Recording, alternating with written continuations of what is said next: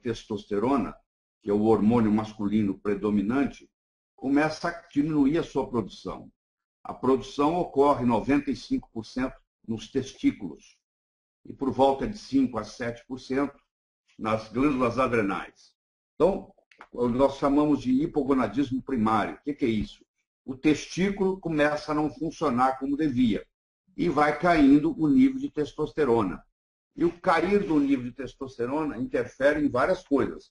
Interfere na própria vida sexual, que tem 5 coisas importantes sexualmente falando.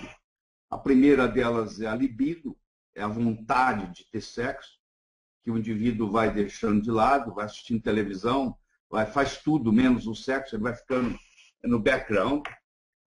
Segundo, é o próprio processo da ereção, quando ele quer ter o sexo, ele tem a ereção ou não. O terceiro é a ejaculação, que quando a testosterona começa a cair, o líquido ejaculatório também começa a diminuir. E quarto é o orgasmo, que começa a perder a sua força. Então chega o sujeito nem saber se ele tem orgasmo ou não, porque é tão rápido e tão fraco que ele não consegue nem detectar às vezes. Ele tem aquela excitação, mas ele não sabe na hora que começa ou termina o orgasmo por ser fraco demais. Esses 4 componentes podem vir juntos, ou seja, o paciente pode chegar no consultório médico e dizer, eu tenho problema de libido, da vontade sexual, eu tenho problema de ereção, eu tenho problema da ejaculação, eu tenho problema do orgasmo. Ou pode aparecer individualmente, seletivamente. Tem aquele indivíduo que tem só o problema da libido. Ele não tem vontade, mas se pintar o clima, ele vai ter ereção. Tem aquele que tem a vontade, mas não tem ereção. Tem aquele que tem a vontade, tem ereção, mas não tem ejaculação. Ou não tem orgasmo. Então, isso aí se combina muito. Então, cada caso é um caso, e é impressionante como é que pessoas de 28, 30, homens de 28, 30 anos, já começam a sofrer esse problema. Principalmente se são indivíduos que abusam do álcool, têm uma alimentação precária, faz o uso abusivo de refrigerantes, são fumantes.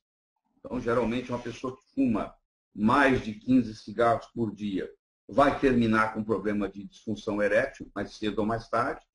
Então, quando você faz esse somatório de tudo isso, mais essas toxinas, você vai encontrar indivíduos jovens que já estão, por incrível que pareça, num processo de andropausa. A boa notícia que eu tenho para todos nós é que em qualquer momento você pode reverter essa situação. Não é nada irreversível.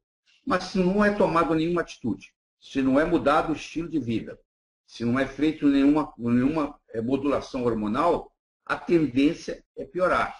E aí nós vamos ver a outra parte, que eu acho que é mais importante do que a sexual.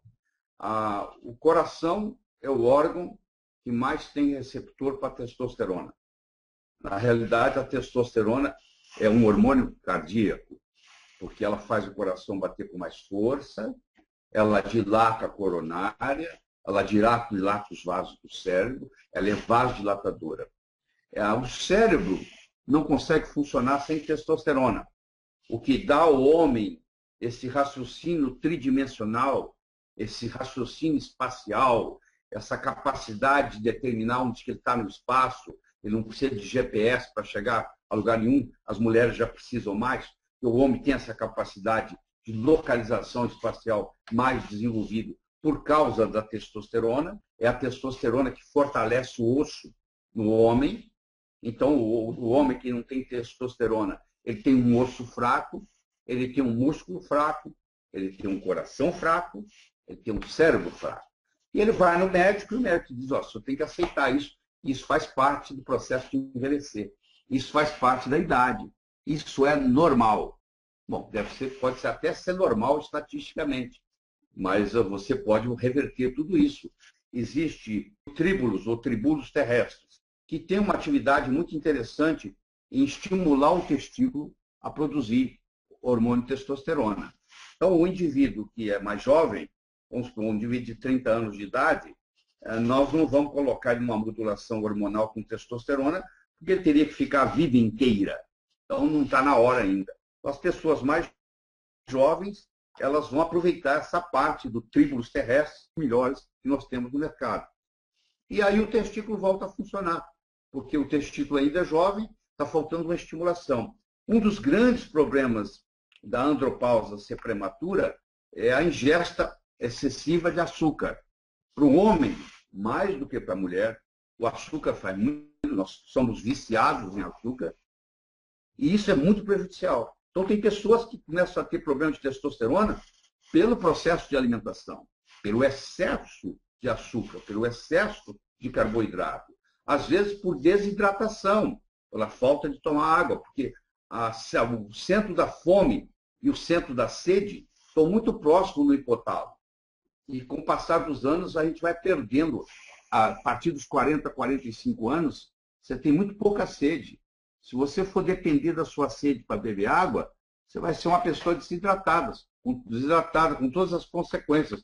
Então, a pessoa tem que aprender a fazer a ingesta de fluido, de água especificamente, sem esperar a sensação de sede.